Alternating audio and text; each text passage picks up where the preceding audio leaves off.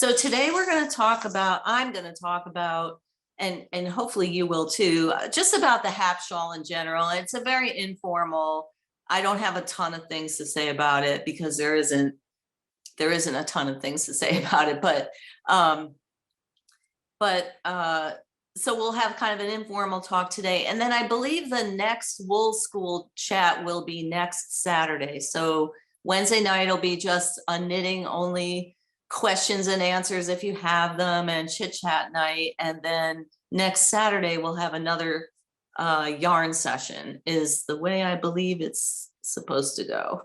And the schedule for all of this is always in your emails that you're getting when the clue drops. So go by that, not by what I say, but what's printed is what's real. Okay. So someone asked me a couple of weeks ago, why did you decide to do a Hap Shawl for this knit along? And the first reason is we did a rectangular project last year, so I didn't want to just do a repeat of that. It was really beautiful striped rectangle, and there were options to make it a striped scarf or a blanket or a wrap or a cowl. And I think everyone enjoyed it, but I wanted to throw in something a little different and kind of appeal to people who love to knit shawls, which is a lot of us. And that kind of drove the decision to do the sport weight yarn as well, to have a little bit lighter weight fabric, but something still warm that you could use during the winter. And that's what a hap really is. The word hap, H-A-P, it's a Scottish verb. And Robin, did you have something to say? Sorry. Somebody, or maybe they're just chatting between two people. So hap is a Scottish verb. It means to wrap up with fabric. It's also a noun that means a cloth covering, and that could be something that people wrap around themselves, or something that they use to cover haystacks or wagons. It's kind of a general term for covering up. Like we might use the word tarp, they use the word hap.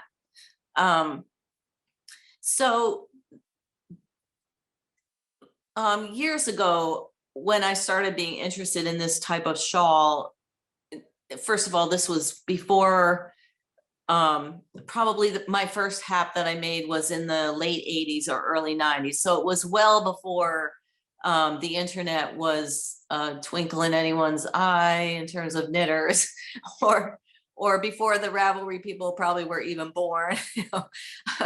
But I got interested in probably through an old book of some kind. I got interested in knitting a simple, heavier woolen shawl that had a simple garter stitch center with a lacy edge. And I knit a couple of them in the 80s, late 80s and early 90s, when my brothers were having babies, their wives were having babies. And, just figured it would be a really nice gift to give that would be very useful. And honestly, like the one, as far as I know, they were just really welcome gifts to have.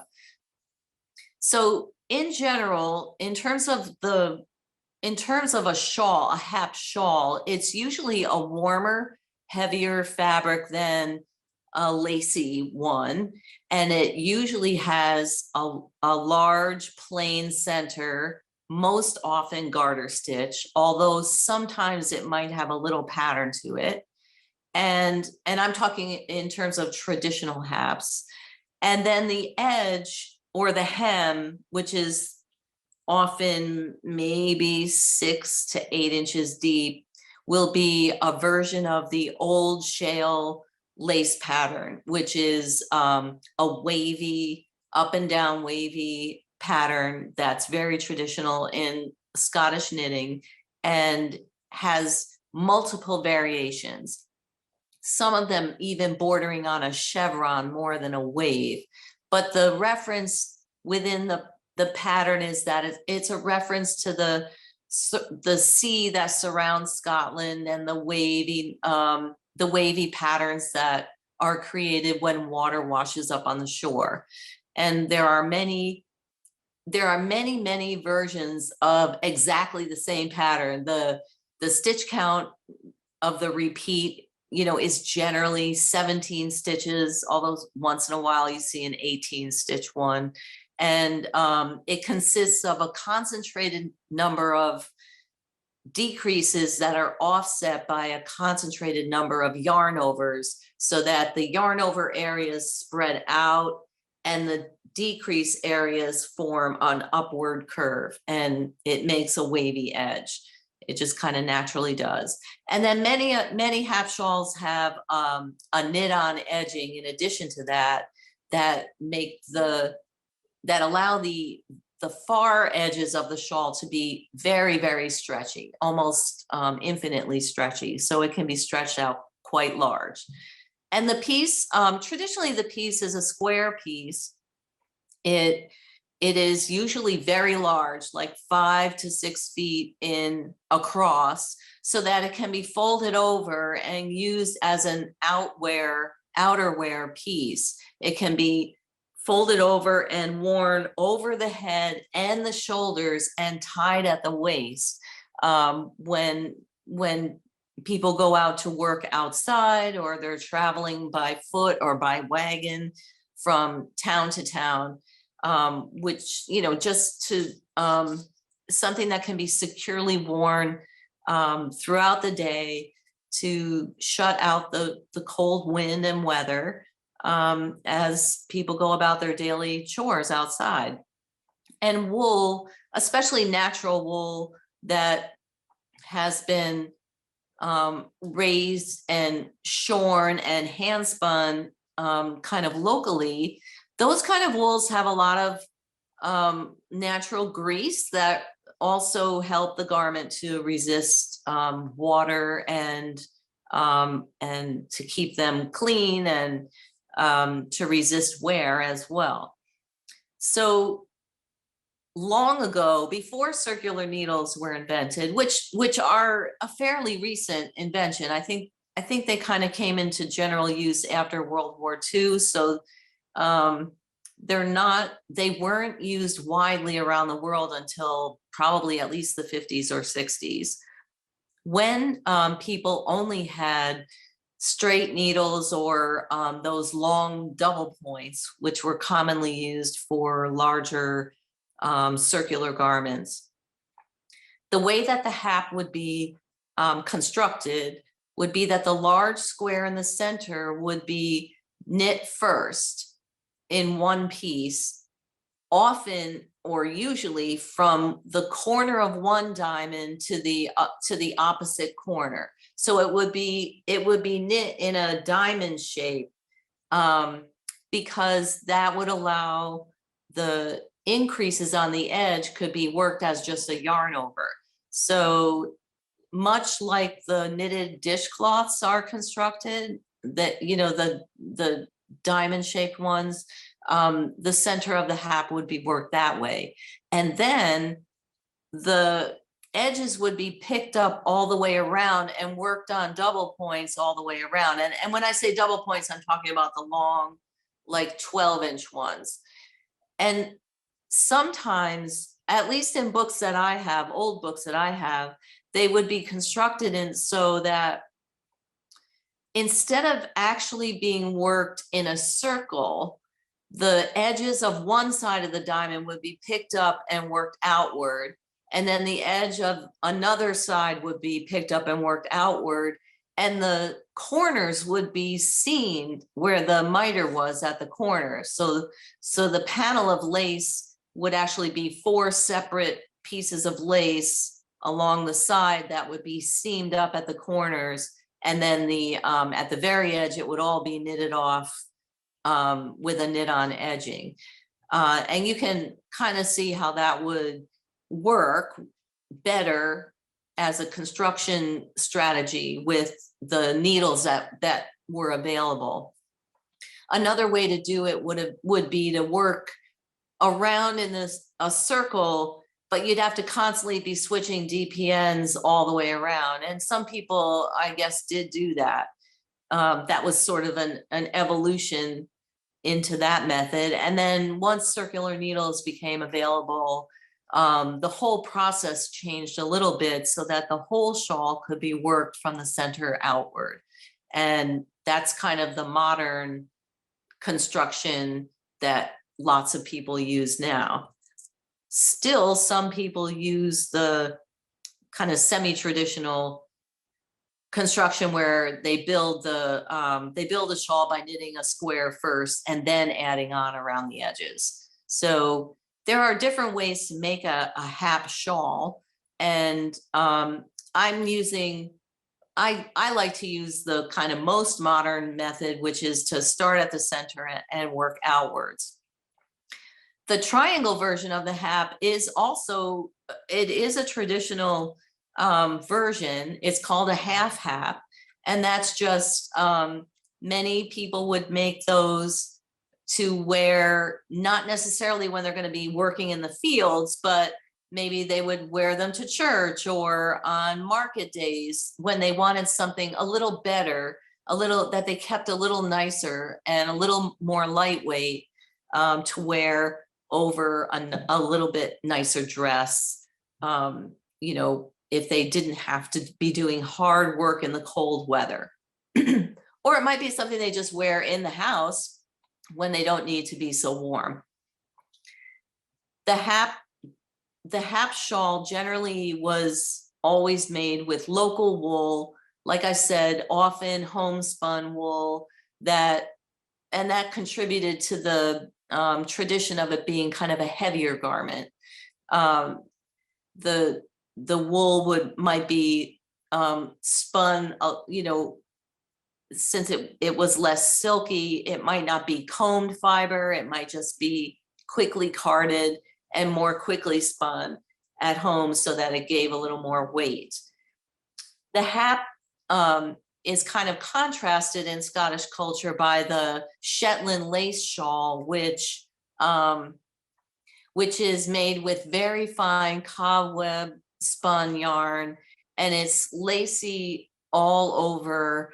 The construction of the shawl is very similar in terms of there being a central square and the add-on lace edges, but the lace patterns used throughout are very much more open, more mesh-like, and oftentimes involve patterns that have lace work on both sides of the fabric. So very spidery, open work pieces.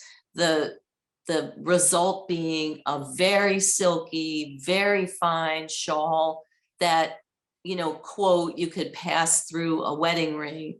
The entire shawl could pass through the opening of a wedding ring. And those shawls were used for very best special occasions, you know, christenings and weddings and anniversary type things. And they were the family heirlooms. It wouldn't be something at all that you would wear to work in or outside. Although you could wear it out of the house, you wouldn't necessarily wear it to do chores outside.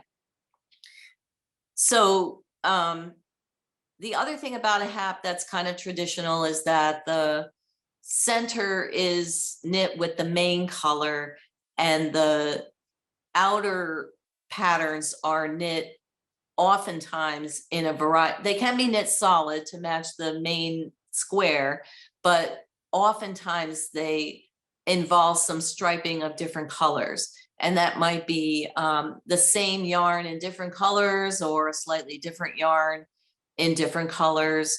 Often in the very traditional versions, they were plant dyed, home dyed yarns that the knitter it might be experimenting with, or just to bring some fun and some variety into what is really a very large endurance project. Since the shawl is so simple and the pattern, you do a solid center and then a patterned hem, and you're really not giving yourself a lot of variety in the stitch work overall. The colors introduce some fun and some change of pace for the knitter, something to work toward. And I'm sure you're all very familiar with that. So I knit my first haps, 30 years ago or a little more. And I've always been really interested. They're very pleasant to work on. They're very mindless. And at the same time, there's plenty to do to kind of keep me awake and engaged. And so I always enjoyed making one. Well, once a year or so, I would put one on the needles and work through it. And usually there would be a baby or a new addition to the family to hand it off to when it was done. So, but there wasn't a lot of information out there to really study about these things, except that I think Elizabeth Zimmerman wrote about haps or a hap-like garment in her Knitting Around, or her the Knitting Almanac might be the place I first sort of came across the information. And there just wasn't a lot more to know about it at the time.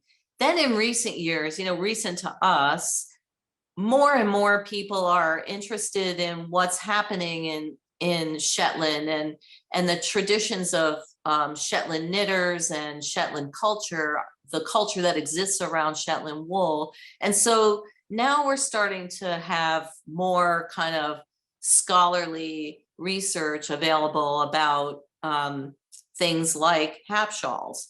And so when I was getting ready to do this series of talks related to this knit along, I was able to find some different articles that held more information than I had before about hap shawls. And so I'm basically going to be quoting mostly from a few articles that I found, but in general, the hap, which is a word that is used that has a general meaning in Scotland, began to be applied to this particular type of shawl about 150 years ago.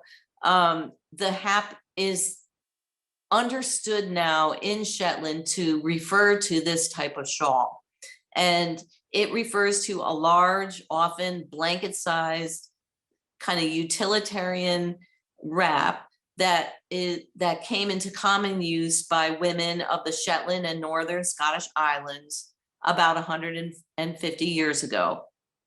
And again, its recognizable features include a plain garter stitch center with borders in variations of the old shell or old shale lace patterns, and then a simple knitted on edging.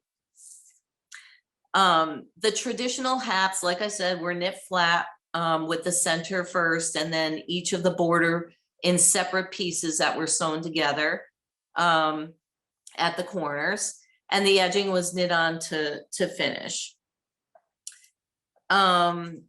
Let's see. I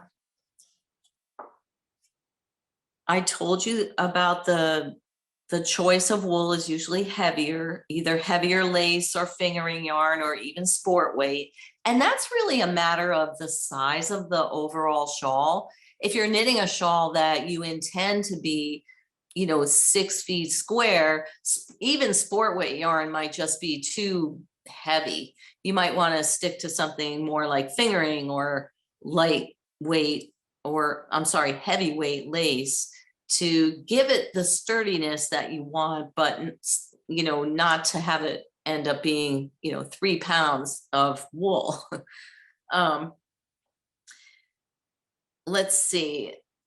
The open work elements are usually this, like I said, a variation of the old shell pattern, and almost all of those variations are lacy knitting in that they have patterning only on the right side or odd numbered rows.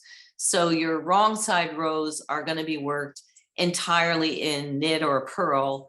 And if you're knitting in the round, your alternate or even numbered rounds would be just plain rounds.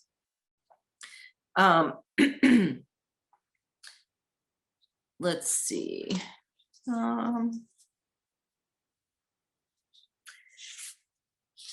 The thing about the hap and its particularity to Shetland is that to just simply talk about it as a shawl, you know, that is worn by women in that culture kind of reduces the larger impact of the garment on society. But from the 1800s onward,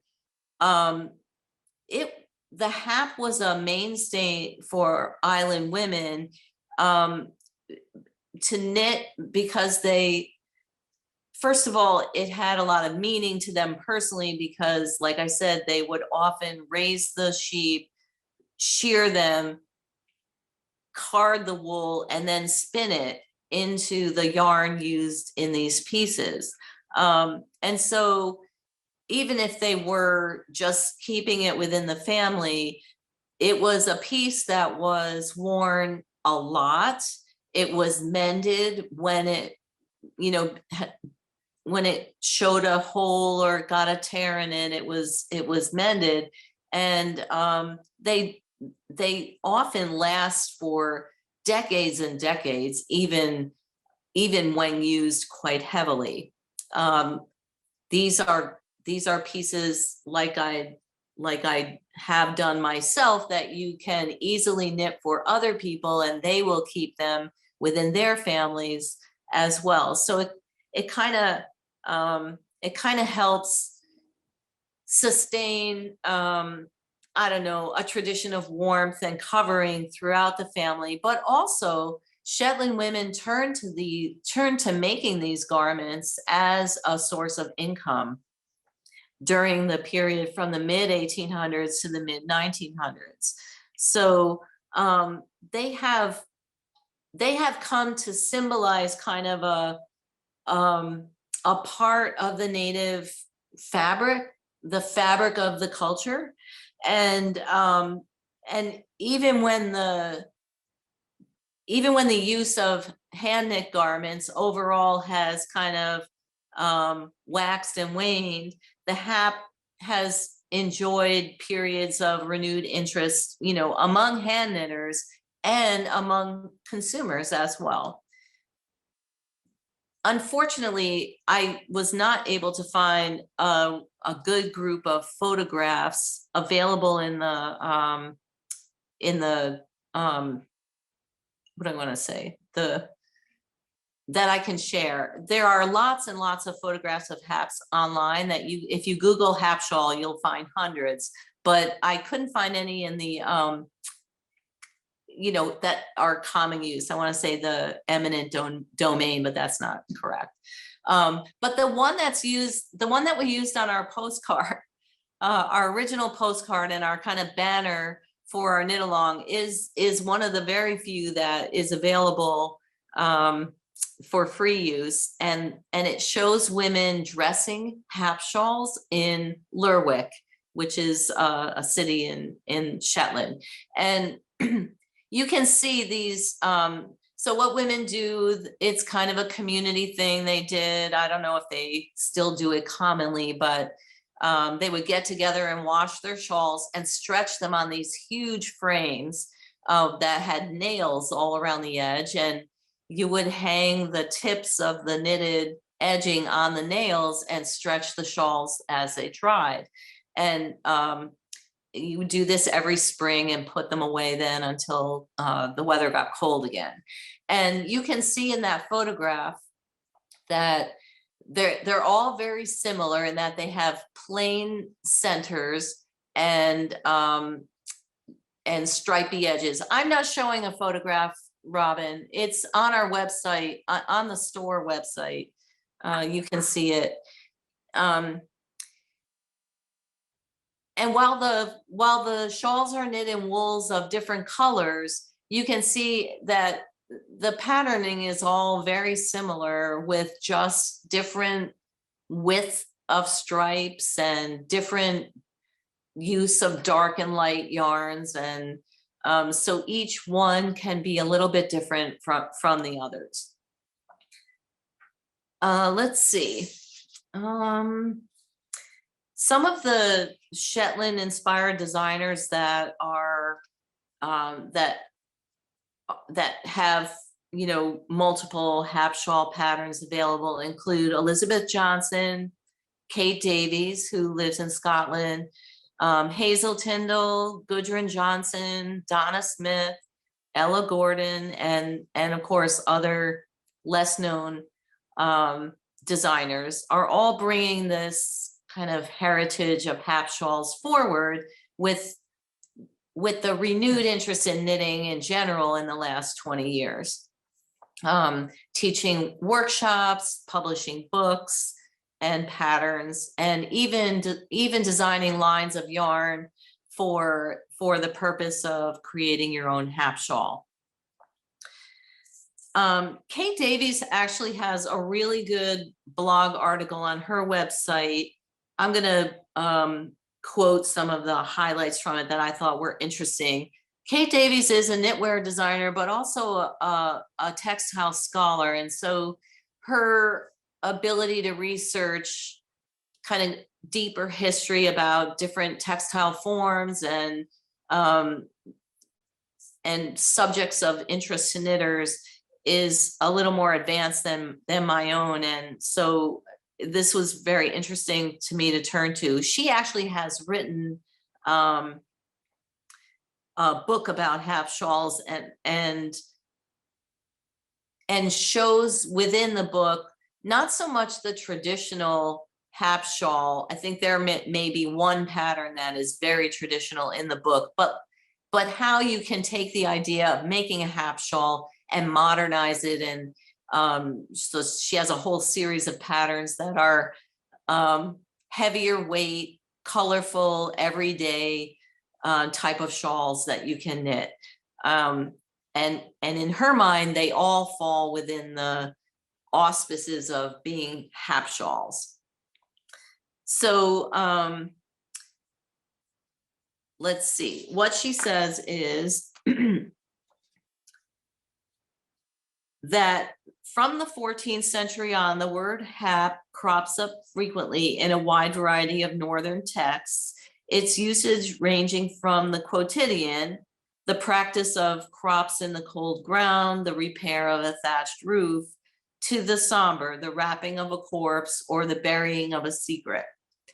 In Scots, to be WAL Hapit means to be well wrapped up against the cold, and it is perhaps in reference to cold winter weather that the word has been most often used. Let's see. Robert Burns refers to the time of year as when the stacks get on their winter haps, and James Hogg memorably captures the atmosphere of a chilly evening when gloaming over the welkin steels and hap the hills in somber gray. So in that case, they're referring to the more general use of the word hap as a covering, both of actual covering haystacks and the covering of fog over the hills. Let's see. Haps in Scotland have also, the word hap is also referred to, and you might have seen this in Outlander at one time or another, that the plaid that they wear, you know, it's a plaid kilt, and then they have this plaid kind of shoulder throw that they use you know, over and over. You see it when they're riding their horses, it's wrapped around them, and they throw it over their head when they sleep. And that plaid fabric is also referred to as a hap. You know, throughout Scottish history, that's the kind of thing that hap really referred to. But But in 19th century Scotland, the noun hap or the word hap specifically came to refer to the open work coverings made and worn by the knitters of those islands. And like I said earlier, they are a type of shawl that is in contrast with the luxurious fine shawls that were produced for merchants and special occasions, or for, you know, upper class people to wear on a more consistent basis. Let's see. The great thing about the construction of these, you know, with the square, is that the square can be folded in a variety of different ways. And so you can fold it so that the top can be worn as a hood. Like I said, part of it can be worn around the head and neck, and still there's plenty of fabric to wrap around the body and waist. I've seen them folded like with a third back in a rectangle, almost like a rectangular form, to put that part over the head and then pin the corners up so that it's like a straight cloak that you wear down the body. I've seen that before. There was a book, it's out of print now, but it's called, I think it's called Shetland Lace Knitting. I bought it back in the 1980s. And that actually might be where I saw my first hat shawl idea. And in that book had a variety of different folding patterns for a hap shawl that made it, that kind of extend its use throughout the wearer's daily and weekly life. So they might wear it one way when they're walking around and they need it to be secured, and they might wear it another way when they're riding in a wagon and they want their legs covered because they're sitting and they're not moving enough, and a third way when they're riding a horse, and a fourth way to wrap it around and use it as a baby sling or to swaddle a baby with. There are just multiple ways to fold and use a square like that. Let's see. And I think that's just about it in terms of notes that I have. Does anybody have? Oh, well, I guess my other note is that in designing this piece, I was sticking with a very traditional design in terms of the largely solid center with stripes. I did throw in, because of the mystery wool along, I decided that the center shouldn't just be one big plain square, that I needed to throw in a band about 2/3 of the way down to introduce a second yarn and a third yarn fairly quickly into the project, so that the center wasn't just one big endurance project in the same yarn. You know, because we have to have wool talks, you know, fairly evenly spread throughout, I threw in that band that was clue B, or clue number 2, so that we could change yarn. And then you know, the rest of it is to come, and you'll see starting this week what the rest of it is going to be like. But it follows a fairly traditional format.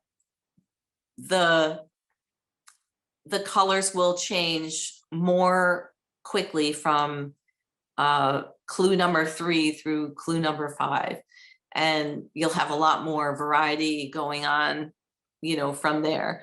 But I tried to keep it fun and introduce more than 2 patterns, but not like a zillion. And I think I came up with a pretty balanced piece that is definitely something you would look at and say, oh, that's a hap shawl, but also with a modern twist.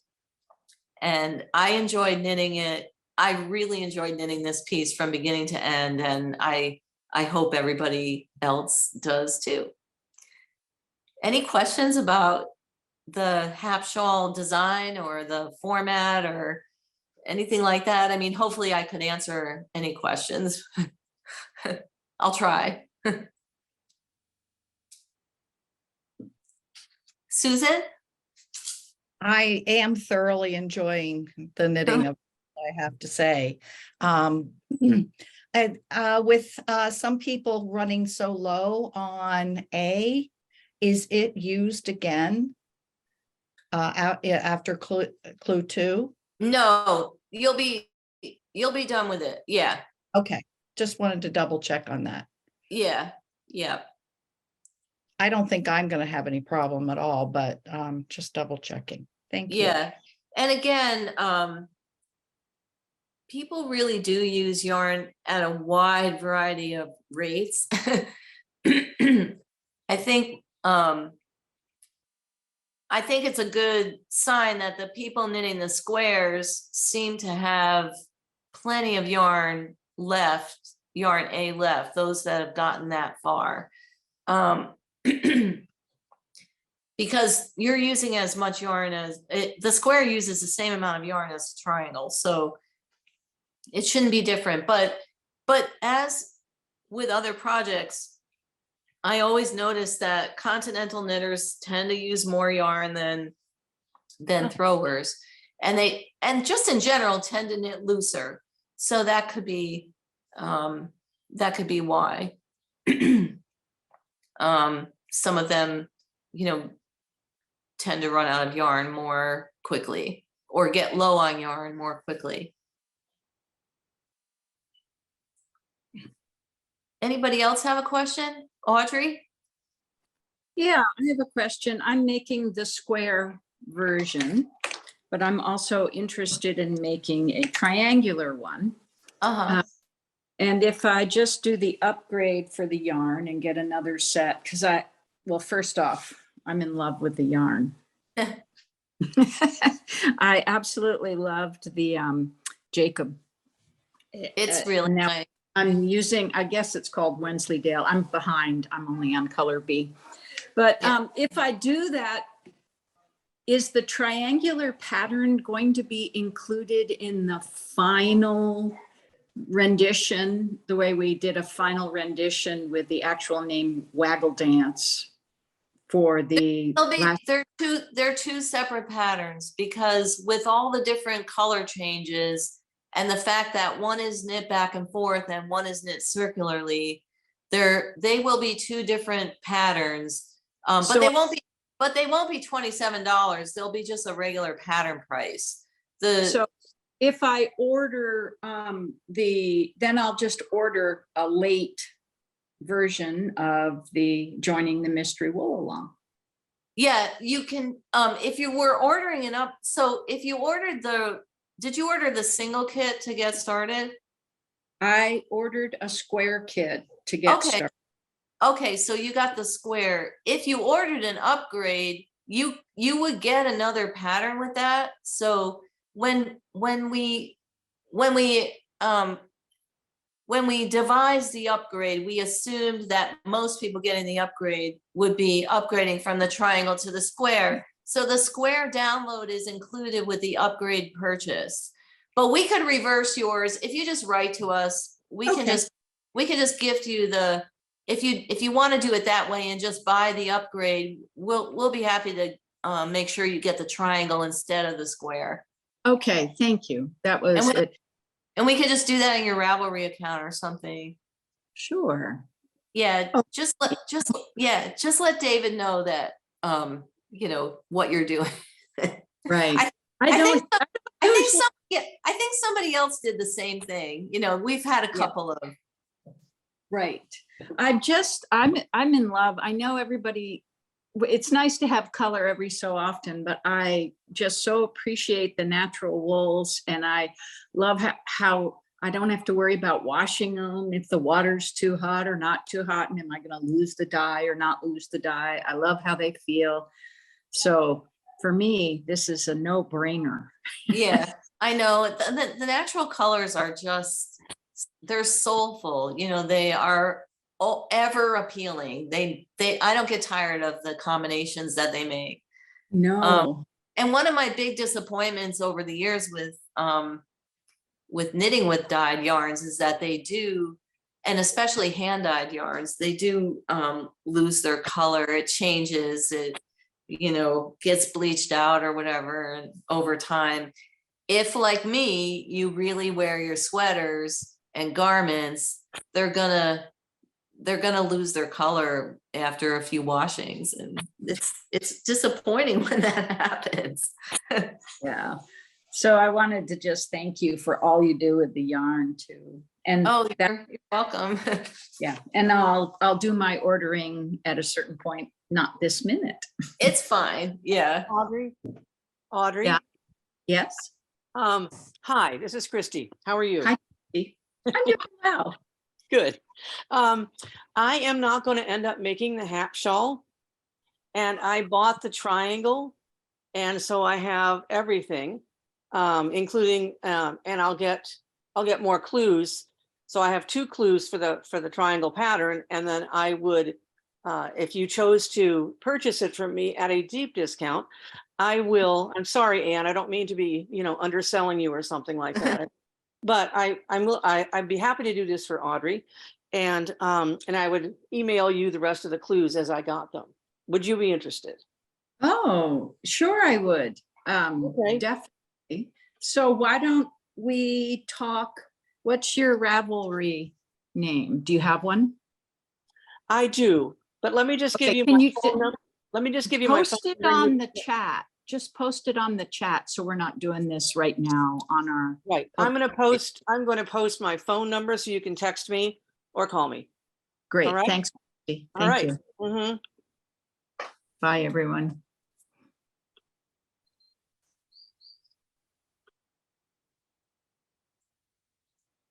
So does anybody have Anne, yeah. Yeah. When we get to color E, it says to decrease 1. Is that just a knit 2 together? Yeah. What I was wondering is, where's the best place to do that so it's not so conspicuous? Does it say at the center? I don't believe so. Anywhere is fine. The center is a good spot. And just a knit 2 together? Yep. Okay. Okay. Sorry for such elementary questions. No, it's fine.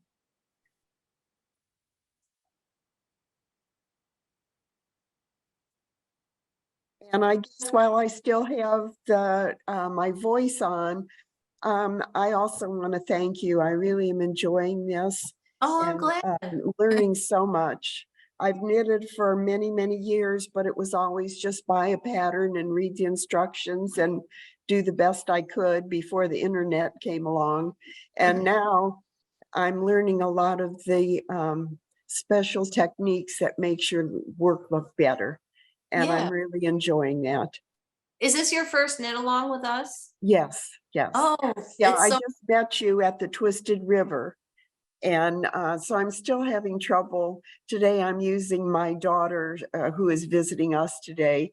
I'm using her computer so I can get a bigger version, but I haven't got the knack yet of getting the zooms on my equipment. So I'm working on that. Hopefully before lesson 7, I'll have it down. Well, you're doing really well. Well, I remember today, from- because I she remember got you me from- on. Yeah. Excuse me. I didn't mean to interrupt. No, that's okay. I remember you from the retreat. It was fun. Yes, Yeah. it was. Yes. I'm so glad that Anne or Kathy had you come. Yeah. Well, I'm delighted to meet you and get to know some of your knowledge. Okay, I'll keep quiet now. Good to see everybody.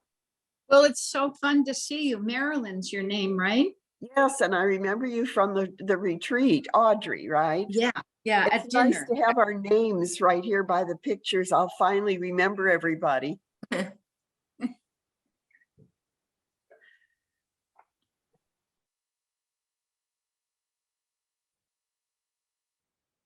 Anybody else have any questions? It seems like I'm surprised at how many people, I shouldn't say it that way, but I was worried that people wouldn't be able to keep up with the clues because it is kind of a lot of knitting and it gets, you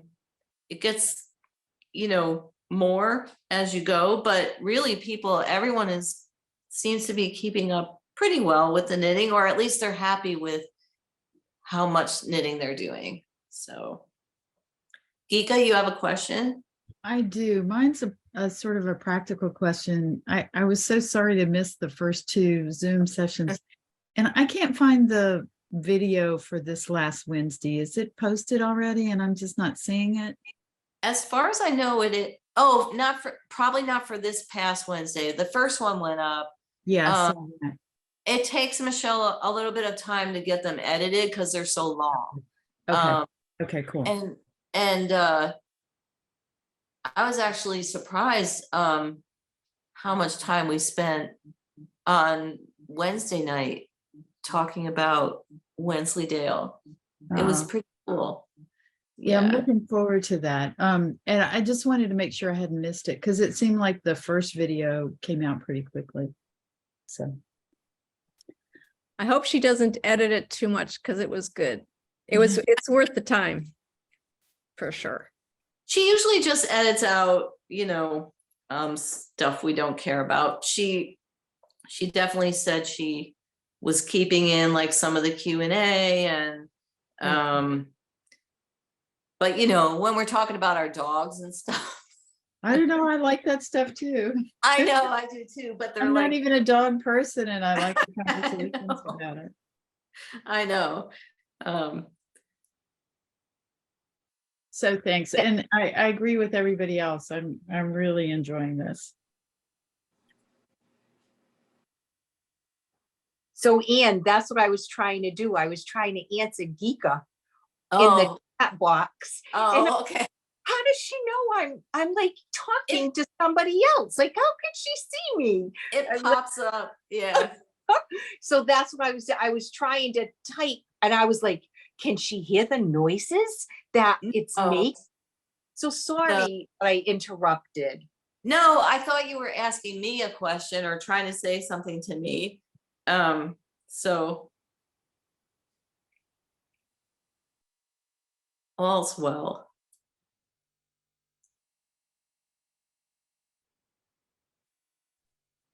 Hi, this is Renee.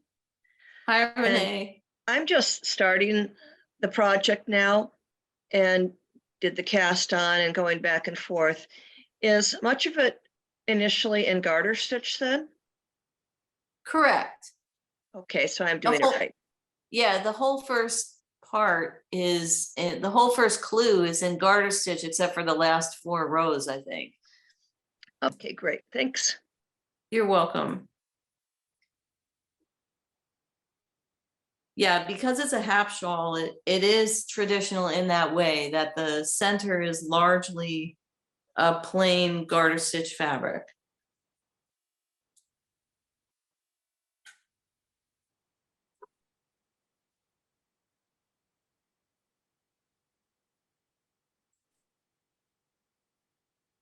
It's kind of nice to start with something plain.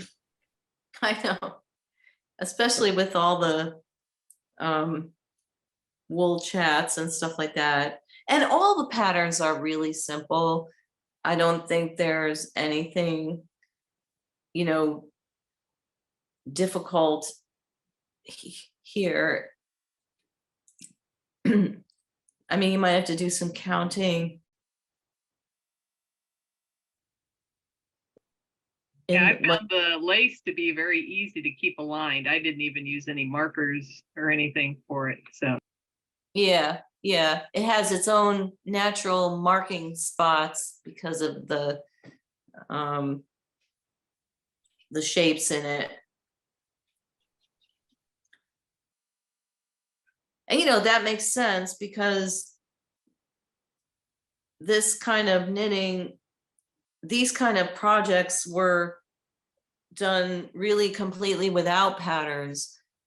And one of the reasons probably that they all have the same basic pattern in the hem even is that it's a recipe that you learn once and you use it over and over, and you can vary it. Once you know it like the back of your hand, then you can start throwing in variations like a right side garter row, or you know, concentrating your garter stitch in all in a few rows and then having the rest in stockinette. Like it's just something you can play around with, either on purpose or by mistake. You might find a variation to exploit further, you know, in your work. And that serves the knitter, the traditional knitter, very well, since they're often working on these things when they're walking around, when they're herding sheep, when they're knitting at night by candlelight. Literally, it's just not work that you want to have, that can be very complicated, or it's going to be very difficult to do, especially in the natural color wools. Is there like any travel you did or like landscape that kind of inspired you for this design? Well, not really.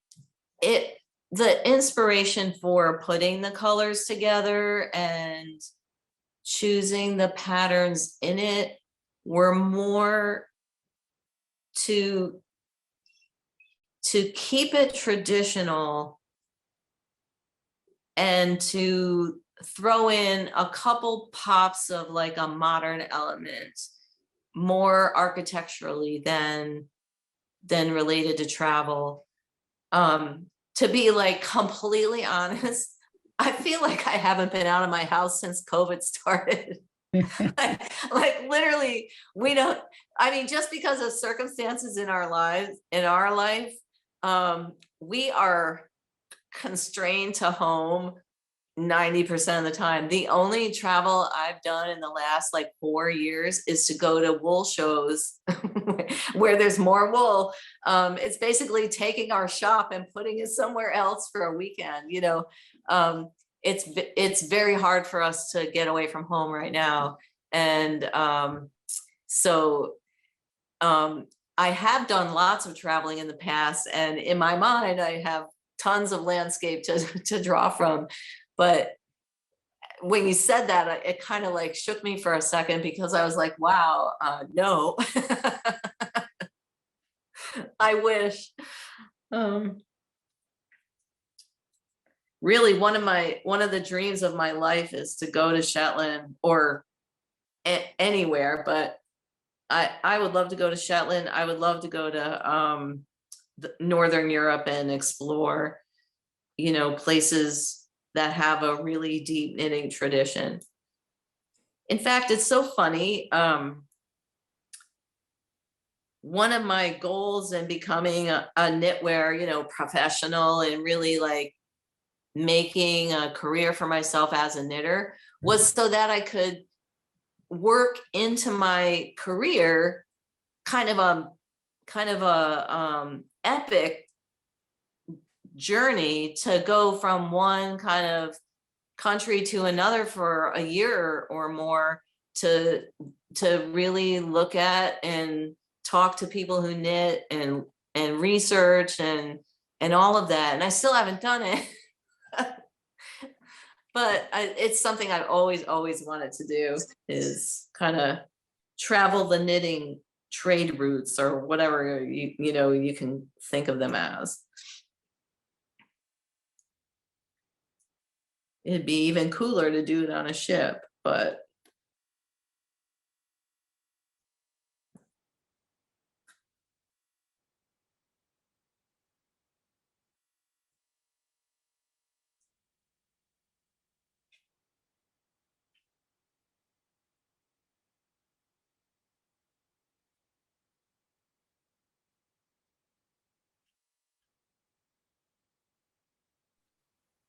And I wanted to comment to the traditional method of doing the square.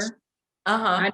I don't know if anyone else doing the square had as much trouble casting on as I did, but it was really hard with 4 needles that had 2 stitches to make it work for me. I'm not great at provisional cast-ons, and wow, it took me like 6 tries. Yeah, it can be, it's the hardest part of the Yeah. shawl. Well, Audrey, I'm glad to- you are not alone.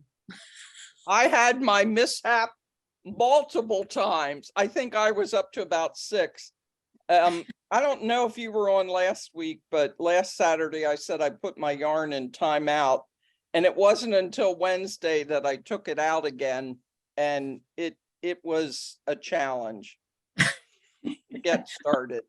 I was telling everyone that when I knit my first couple of sent her out shawls, I started with a flat construction, and then at a certain point when it was just enough fabric to get on the needles and keep it stable, then I would switch to working in the round, and I'd go back later with the cast on end and stitch up those couple inches at the corner, and it was, you know, basically unnoticeable, but I had to do that too.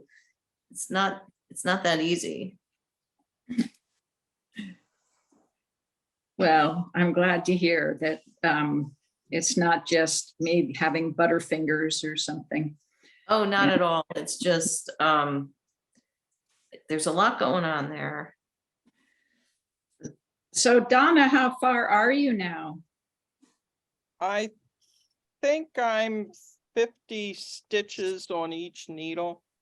Oh, it's so fun. It looks beautiful. Yeah.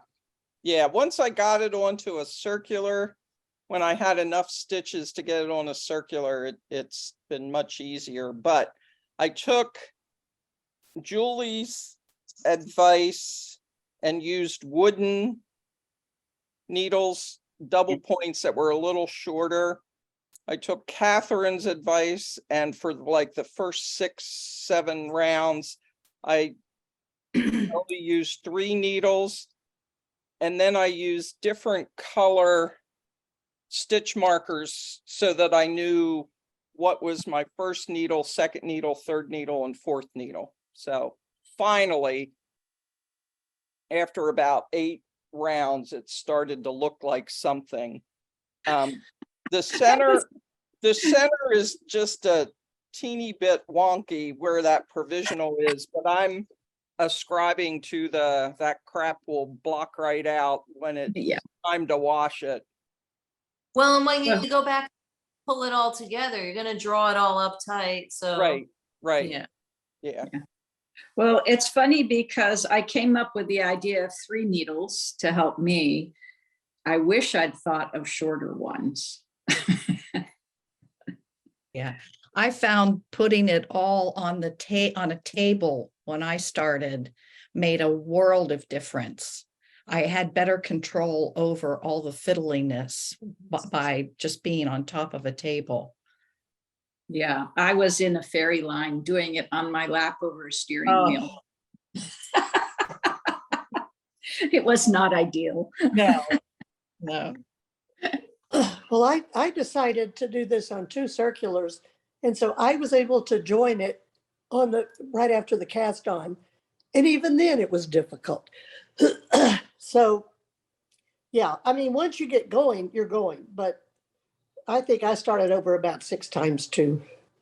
It's just fiddly. It's just a fit. Because I use DPNs all the time. And I even found it just a little bit fiddly. But like you said, once you got going.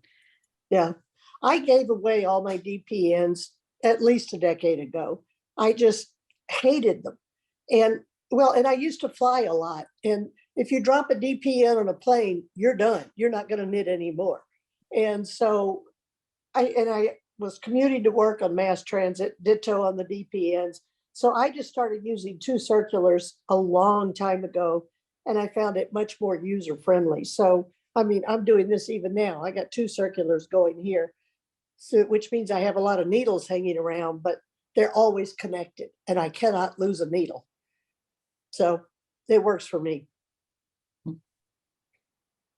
Yeah, that's what I went to too. I got rid of all my straights and all my double pointeds, and I just have either using 2 circulars or a single magic loop or just plain circular, and that's all I do now. Yeah, exactly.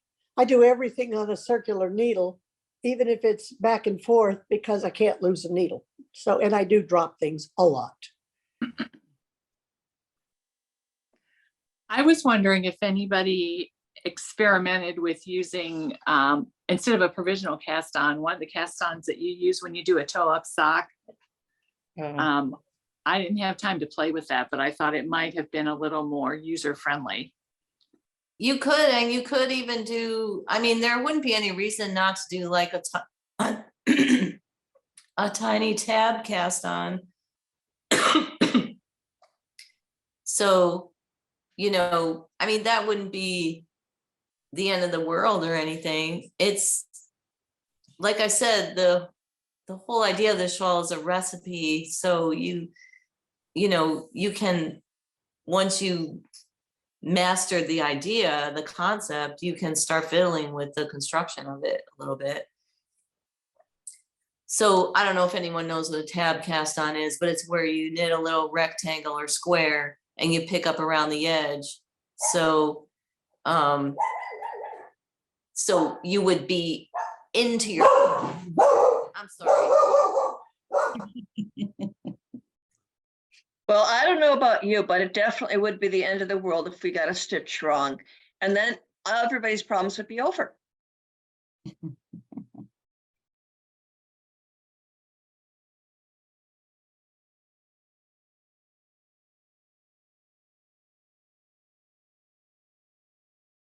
The UPS man must be at Ann's house. Yes.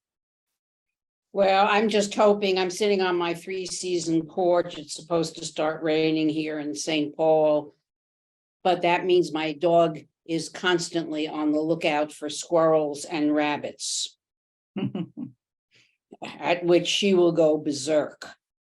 So I'm ready to mute. It was a dog neighbor walking by with his owner, which I feel really bad. She has this huge German Shepherd. And when they walk by our house, our dogs go nuts. So her dog starts jumping around and she doesn't look very steady on her feet. I don't know what she's doing walking the dog out there by herself, but her dog is not completely calm or completely impervious to being goaded. She was really looked off balance out there. Ugh. Anyway, Maybe she's doing like me. I have a tremendous problem. I fall a lot. Here's my evidence for falling a lot right here.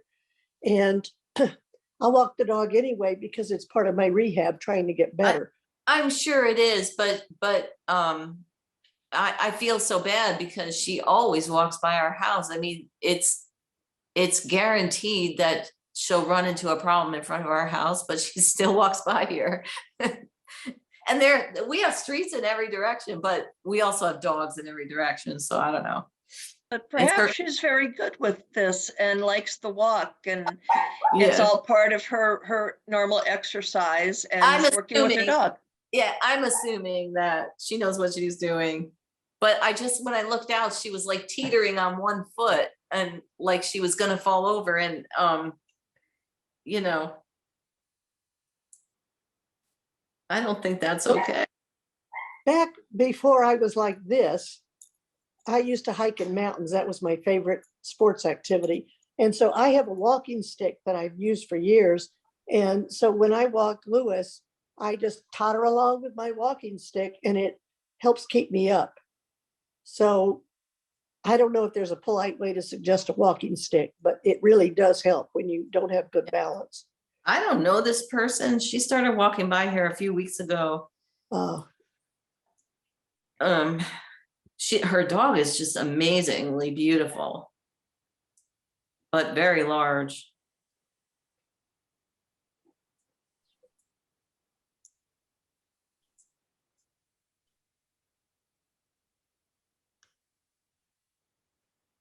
when we lived in Cincinnati, well, this has probably been 25 years ago. There was a woman who really wanted a Rhodesian Ridgeback. And if you know dogs, you know that is not a breed to not have trained. Let's just put it that way. And she never trained it. And the dog pulled her down while she was walking, and she broke her hip, and the dog had to be put down, and it was really sad. So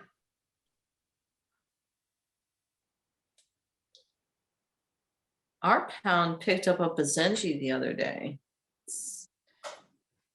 which surprised me. And they're expensive.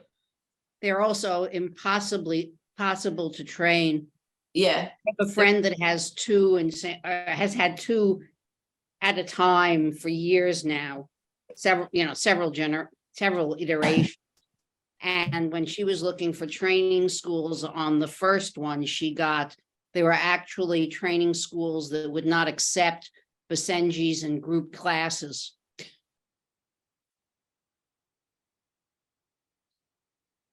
Yeah, I feel like this one, it's an older puppy. It's not a tiny puppy, but it's young, and I feel like someone must have dumped it because they are difficult, high energy dogs. That being said, I knew a woman when I was running agility with my last dog who ran competitive agility with her Basenjis. Mm-hmm. And I thought, you are a stronger woman than I.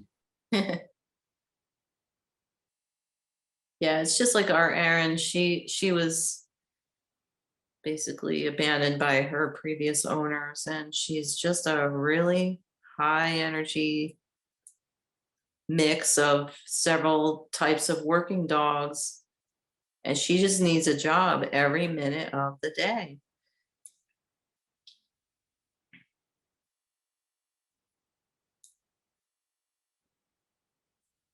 You should get a Great Dane. They're very, very lazy. So are After- Newfoundlands. After they're that's how I met yeah. my husband. Is I got a Great Dane because I was working long hours and I wanted a dog that was easy to train. And we lived next door to each other in patio homes with an 8-foot brick wall. And he put in a Japanese garden, and the dog jumped the 8-foot brick wall and tore up his Japanese garden. And the first thing I ever saw of Steve was standing at my gate in this bespoke silk suit, jumping up and down. And remember, he's very, very tall, and waving his arms, and your dog tore up my Japanese garden. And I thought, oh boy. But the rest is history, because it's been more than 40 years and we're still together. So, but we did find the dog a better home.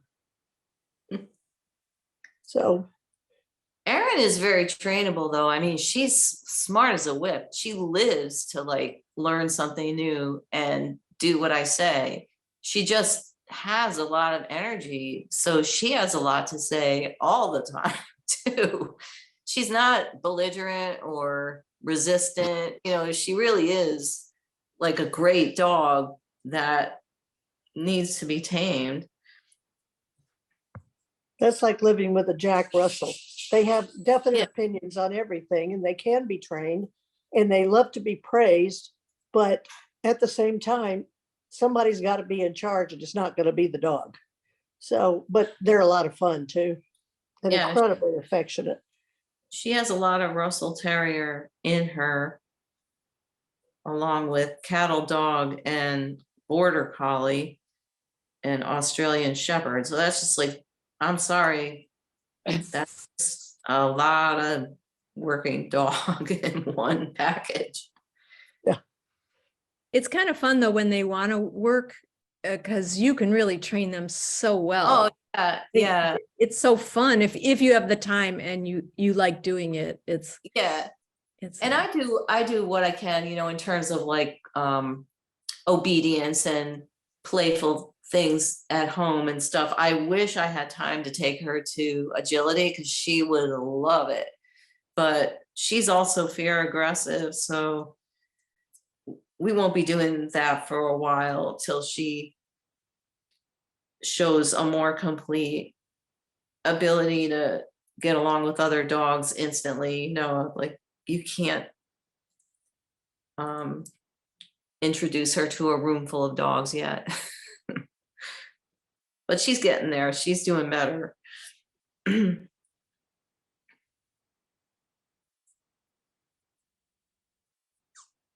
I'm a terrier person. I had Airedales and then I downsized to a border terrier. And my most recent dog, after I put my border terrier down in May when he was 16, is a Norwich Terrier. And I like terriers, but they do require something of a commitment. Yeah, and a willingness to not be the bad guy, but to be the boss, you know. Yeah, I'm a terrier person too. To me, they're the quintessential dog. There's Sue's border terrier. Oh, he's so The cute. border to say hi. It's a good thing. Oh my goodness. You This don't see is that many of Hattie. them. Oh, nice. She's my Norwich. Oh, so cute. I'm surprised Nikki is not barking at the screen because she will sometimes do that.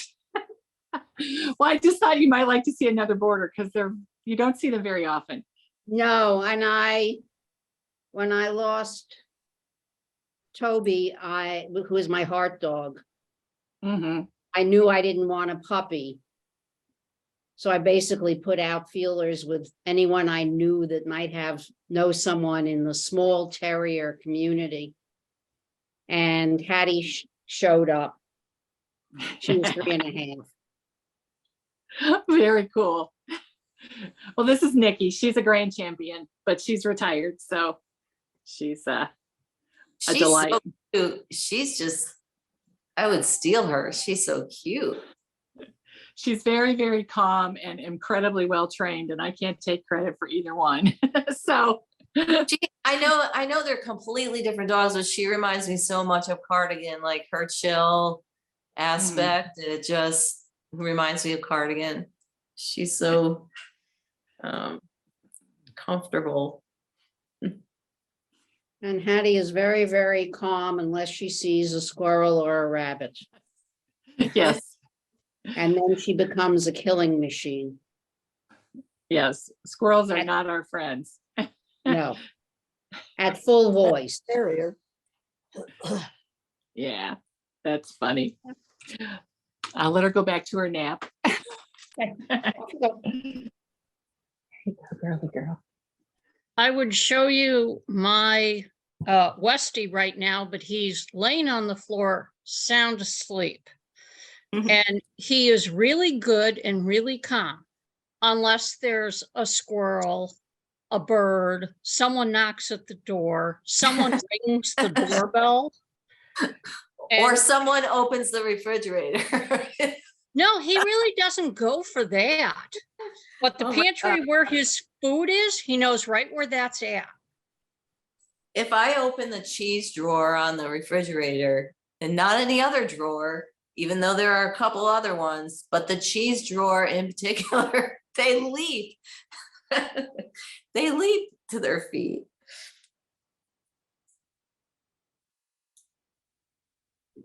Have you given them treats before that come out of that drawer? No, they just love cheese. They love cheese. I mean, it's just a natural. So you feed them cheese as a treat? No. I mean, I don't give them cheese on a regular basis. They just really know when it's cheese and they come hunting around like, we smell cheese. My dog is just the same way. I have a Great Pyrenees. Every time I open up the refrigerator, he nicely sits down and waits his cheese. Great Pyrenees are beautiful dogs. Yeah, he's a great dog. He's a little much for me to walk at my stage of my life, but other than that, he's very nice. And he's about 10 years old now, and he calms, and he's very calm. But he doesn't like cats. They're so chill. I'm curious on this Zoom, how many people are dog owners? put your hand up. Oh my gosh. I should have said, who's not? Who's not a dog owner? Very few, 1, 2. But I'd love to borrow a terrier for my garden and to get rid of the rabbits and the squirrels. If I could rent one for a day. I had dogs for years, but when the last one passed away about 5 years ago, we opted not to get another. But I usually had 2 dogs at a time. And my last one was a fox terrier. He was really smart. That's the way it was with us. Our last one, I think it's close to 5 years. We had to put her down. She was a red tick coonhound that was a rescue, and we live on a farm, so she was always hunting and such a good dog personality, but we haven't gotten another one, but our kids each have dogs, so we get to dog sit for the grand dogs on a fairly regular basis, which is a good thing. What was your dog's name, Donna? Jezebel. And she was Jezzy was her nickname, but that, yeah, she was a rescue, so good dog, Jezebel. Great name. Yeah. I used to have Siberian Huskies until I fell in 2007 and broke both arms. And so I wanted a dog that had that same, oh, don't cross this line, and then doing the dance over it. And I got that with my Westie. But the difference is he's 20 pounds. If he misbehaves, I pick him up. He can't get away. It's a little bit harder when you have a dog that's 70 pounds of solid muscle. And the good thing about the Westie is I can have him in our backyard and he's not interested in jumping the fence. My Siberians would clear a 6-foot fence without even thinking about it. It's really hard to contain Huskies. I have a Husky story that shows how we're lucky we get to grow up. Because my brother had a Husky and I'd had the first baby in the family. And we were out walking up a hill and we said, oh, let's tie the baby buggy to the Husky. And that was not a good idea.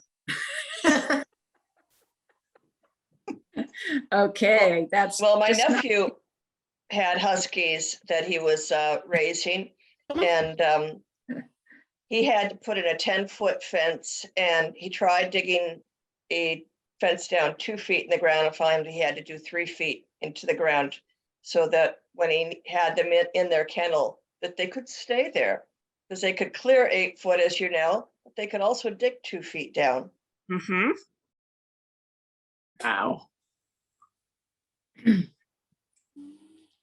Well, I'm glad there aren't too many people who are quite as foolish as I was. I'm surprised Children's Services didn't come looking for you. Well, that's not the only story they could have been called on. I suspect we've all had our parenting moments that we'd rather not relive. Yeah.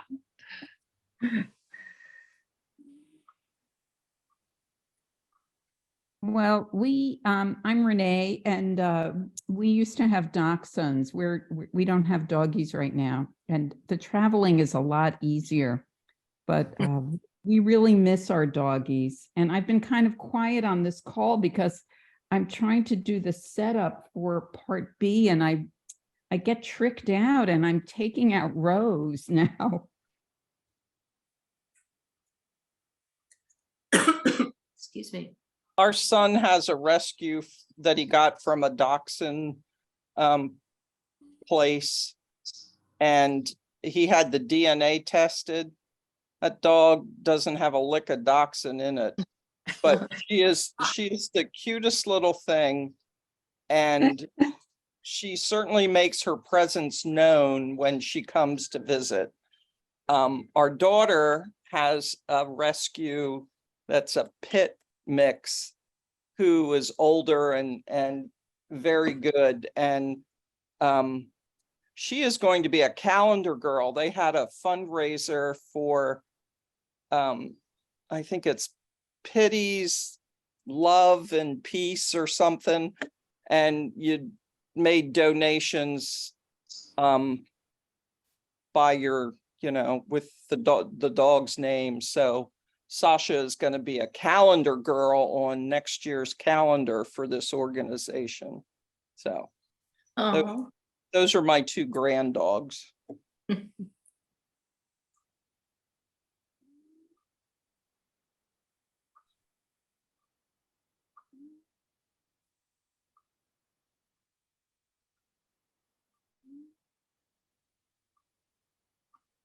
Does your dog that has no dachshund DNA look like a dachshund? Yeah, sort of. She is beyond a Heinz mix, though. They called her a super mutt because she has just about everything in her.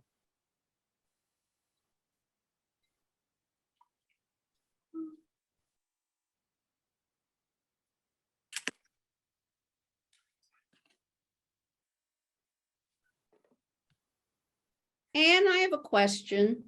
Uh-huh.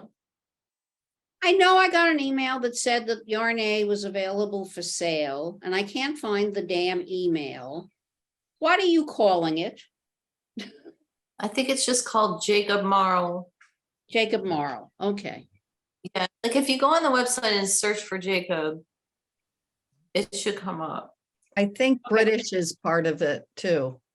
Oh, British Jacob, you Yeah. might be right. Because there's two Jacobs. Yeah, for some reason I found the others. No, you talked about. British Jacob is the name. Thank you. I don't know that I'm going to need more, but. Yeah, what we're doing is week by week, we're putting the extras of the new clue yarn up and just letting you guys know about it for now. And then after the wool along is over, we'll talk about it to everyone and make it available to everyone. But we just want to make sure that it's exclusive to you guys until the end of July. So.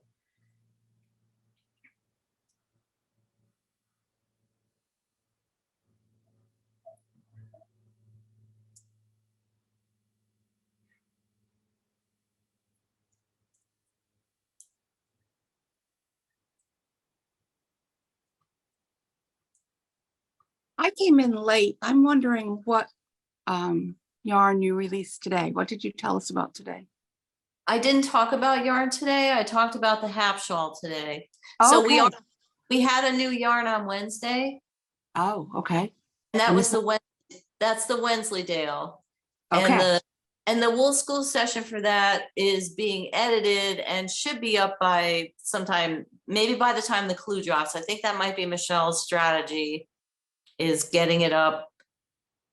I don't know what her strategy is, but hopefully her strategy is to get the most recent wool talk up before Tuesday's clue comes out. Great. Okay. Thank you. You're welcome. I got an email from Simply Socks announcing that they now have John Arbon Devonia, which I went online to just look at, because I think the colors are quite spectacular. And it's got 20% Wensleydale.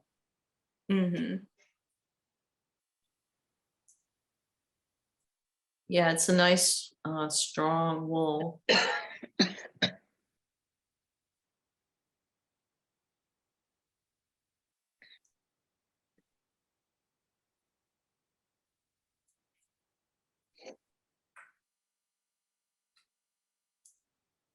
What time did we start? It starts at 12:30 Eastern time. Oh, that's what I missed.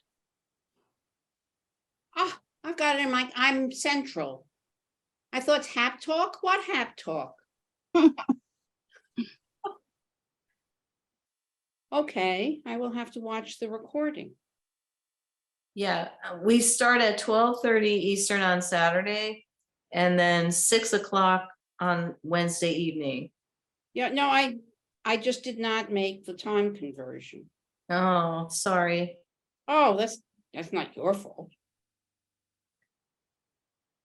It will be recorded. I will watch it then.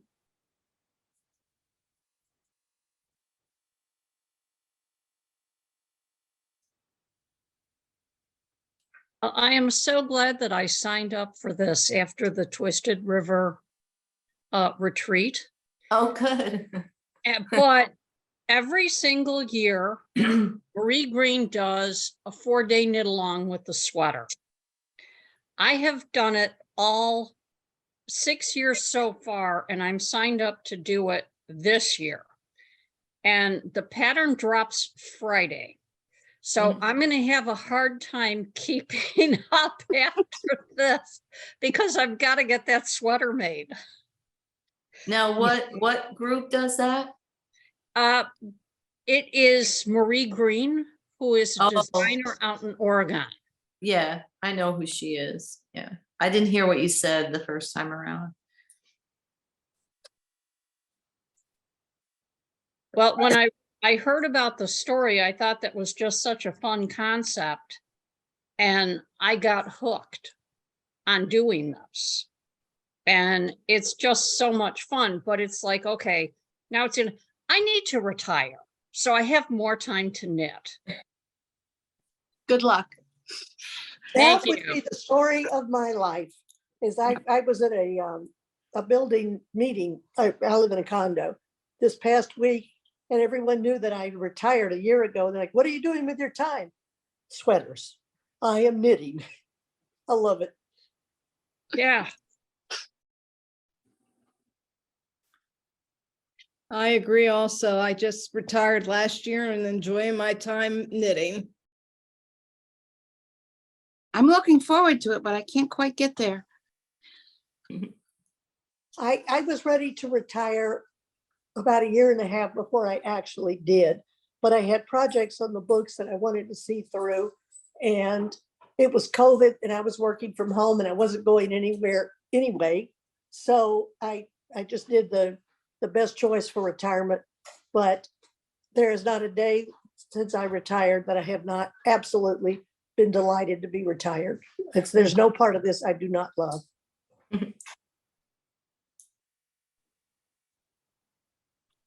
I was a registered nurse and I worked in the hospital and I did want to retire. I think COVID made me feel like retiring. Wanted to go one more year, but after COVID and things we saw and stuff, I said, I'm done it all. Don't need to do this anymore.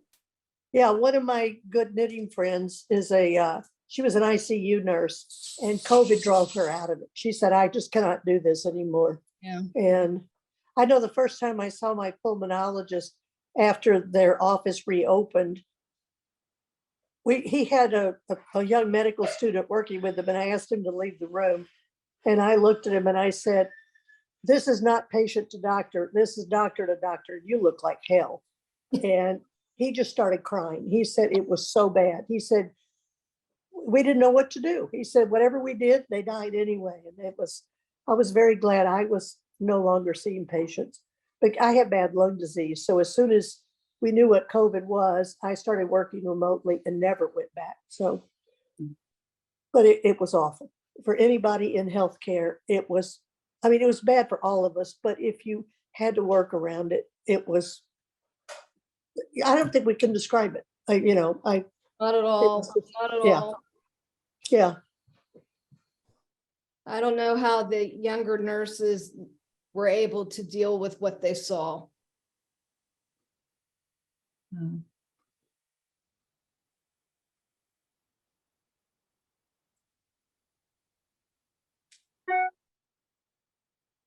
I'm on my front porch watching the Orioles, the hummingbirds.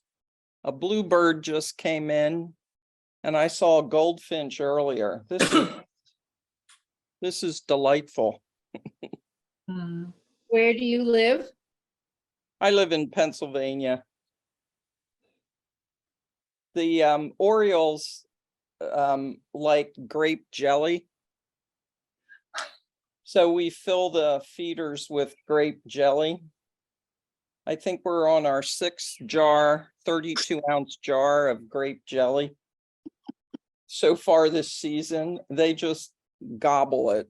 It's interesting.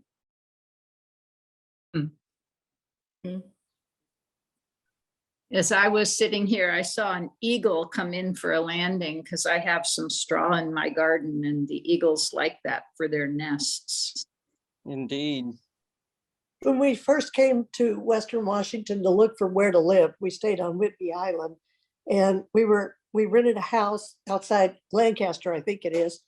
And there was a bald eagle that sat on the post and the dock. It was on a little lake every day. And we were like, we know we want to live here if we could live around bald eagles. So we used to see them in Alaska, but I never saw an eagle in Ohio ever.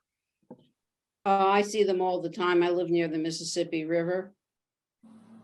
And that's where I walk. I live in St. Paul, but right by the river. And it's one of the delights of my life when I see one of the eagles, and there's an eagle's nest that's within one of the walks I do. And watching them raise babies. It's just amazing. They are very big birds. Every once in a while, we'll have one fly around our place. It's the one bird that my dogs will hide from. Yes, I was going They to won't- say. They in won't the tell north- them. Yeah, they won't tell them go away. They'll just say, okay, we're gonna like go under something. Yeah, Yeah, small we dogs used to- in the Northwest are eagle food. You have to be quite careful. Yeah, we used to, pre-pandemic, we would go to San Juan Island, at least 4 times a year, sometimes 6. And one of the houses we rented came with a disclaimer, do not let your dog out alone or stake it out because an eagle will eat it. We've had this happen, like, okay. So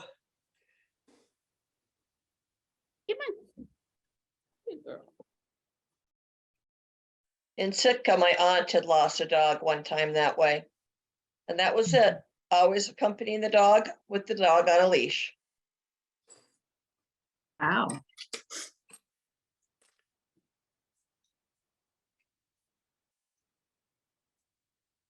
So how was the smoke down in Pennsylvania? It was bad. But like lately, yesterday and today. Today it's sunny and I'm seeing blue sky. Sorry, I'm on the flight path for a airport close by. Yesterday we had rain off and on all day, which was good because we really needed the rain. But today it's blue skies and lots of clouds. The last couple days have been much better here, but earlier in the week, it was noxious outside. It was noticeably harder to breathe when I was running and stuff like that. And the air quality index was pretty high for us. Probably not as high as like Canada, but we're getting some bad air in waves here. Yeah. It was, I think, orange air quality earlier this week, but today looks pretty good. Yeah, Yes. we've had quite a lot of trouble here in New York State with this. Here also, we had the highest air quality reading in the country not this Wednesday, but last Wednesday. I heard that, and they were concerned that Grandma's Marathon would have to be canceled, but then they cleared out. Yeah. And it's been in orange. Today is probably yesterday was the first day that it didn't hit orange in over a week.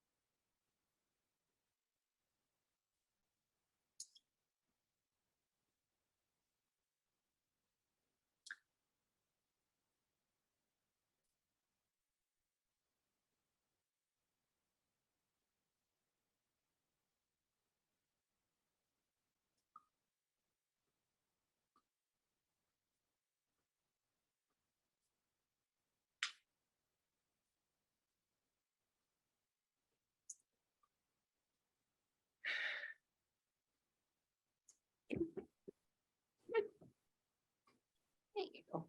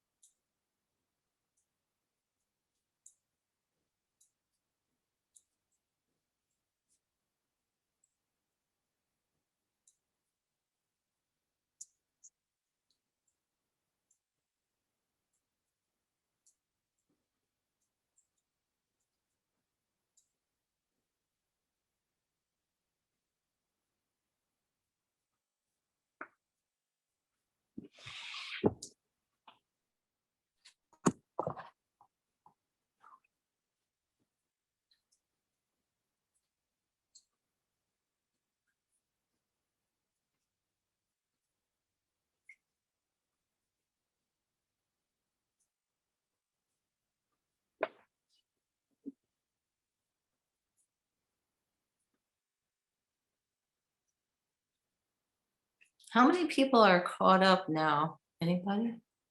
Not I. One. Anybody else? No? I'm very close to casting on E. I just Oh, okay.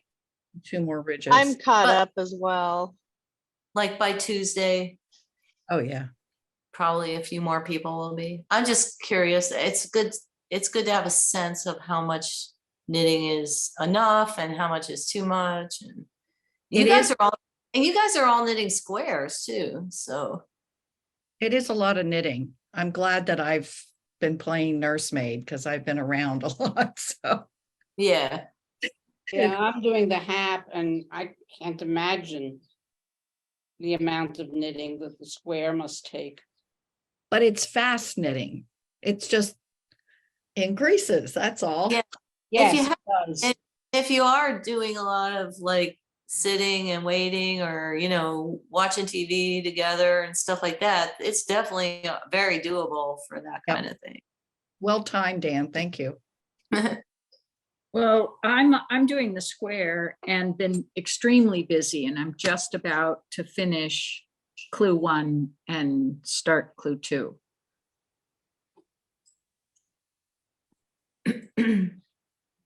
And there's no reason, like, you don't have to keep up at all. I think the yarns are mixed pretty liberally, so even if you only get to do a few rows of one of your colors, you'll run into your yarn at some point or other. It does go very fast because I haven't been doing that much knitting, and I feel like I'm almost caught up. Yeah. At first, they really do go fast. Yeah. Yes, But I made the longer row clues smaller, if that makes sense. So Totally. the first two have more rows and the outer ones have less rows because of that. I didn't calculate all the stitches to make sure every clue had similar number of stitches, but it probably does work out that way. And do you have a recommendation for joining each yarn to the past one? Do you have a method that you prefer? Yeah, I talked about it earlier, and you might not have been here, but I have a video on our YouTube channel called The Revolutionary Russian. It's a combination of a spit splice and a Russian join and it's specifically for when you want to change colors at an exact spot, like the end of a row, or even when you're doing something where you might want to change in the middle of a row, so that you don't have to weave in a whole bunch of ends when you're changing colors and doing something stripy. Thank you. What is it called again? Sorry.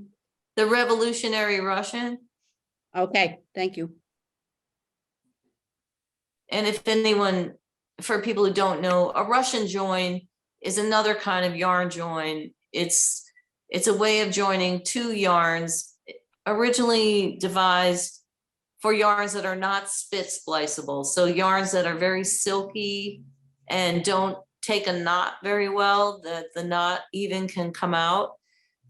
So it's for like silk and synthetic yarns where you take two yarn ends and bend them around each other, and then with a needle, like a sewing needle, you thread a sewing needle and weave the end back along the shank of its own yarn. So you're kind of sewing it together, and it's really fiddly. I hate doing a Russian join. I think I've only used it once before because I don't find the results very satisfying. But when we did in our club about, I think it was the first club or the second, we did a hap shawl, a sheltie triangle and a sheltie square, and or maybe it was even a more recent club than that. We did a couple other hap shawls. I have a bunch of hap shawl patterns. Anyway, we were going to be striping a lot, and I came up with this combination spit splice that I really thought worked well. And so I made a tutorial and a video about it and put it on YouTube. And there's a tutorial in one of the ebooks. It was the ebook that we did, Shetland Yarn. I can't remember which year, but anyway. The year when we did the Highland Spring? No, it would have been previous to that. Yeah, I thought so. Yeah. Because Highland Spring didn't have any color changes. No. It wasn't our own Shetland yarn, it was Shetland yarn from another company. So, and that would have been in like, geez, maybe 2016, but maybe even 2015. I can't remember now. That was when we did the patterns. We did Jack Tar and Muirburn and S&S were the patterns for that club installment. Anyway, check that out for changing colors. It's kind of nifty, and it's a little bit fiddly, but no more fiddly than weaving in a bunch of ends, and it definitely reduces any bulk that you would get on the edge of your shawl from weaving in ends. One of the things I like about it is that it does take away that bulk, which would then only be along one side of your shawl. So I kind of like it.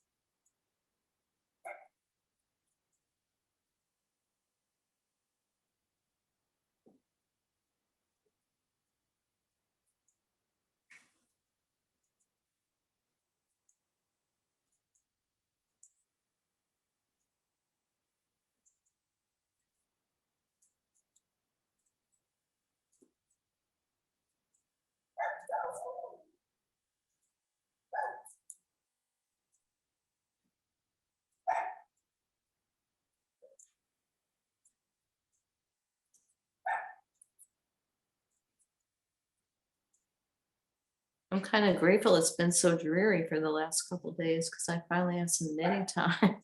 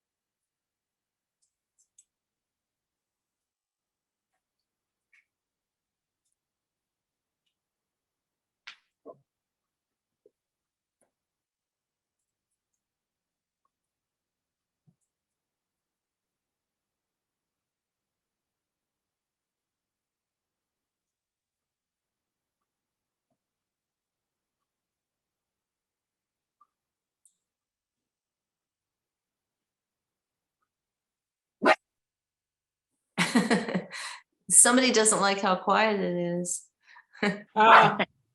Squirrel and tree. Somebody knows exactly what time it is. They're like, Mom.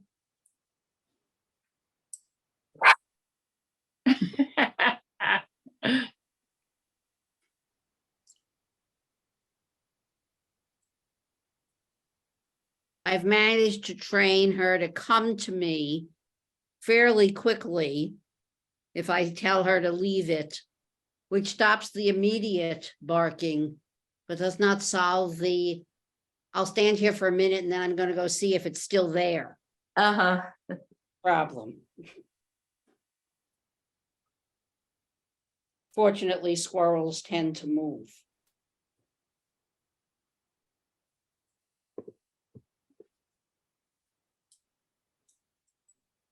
Yeah. Girl.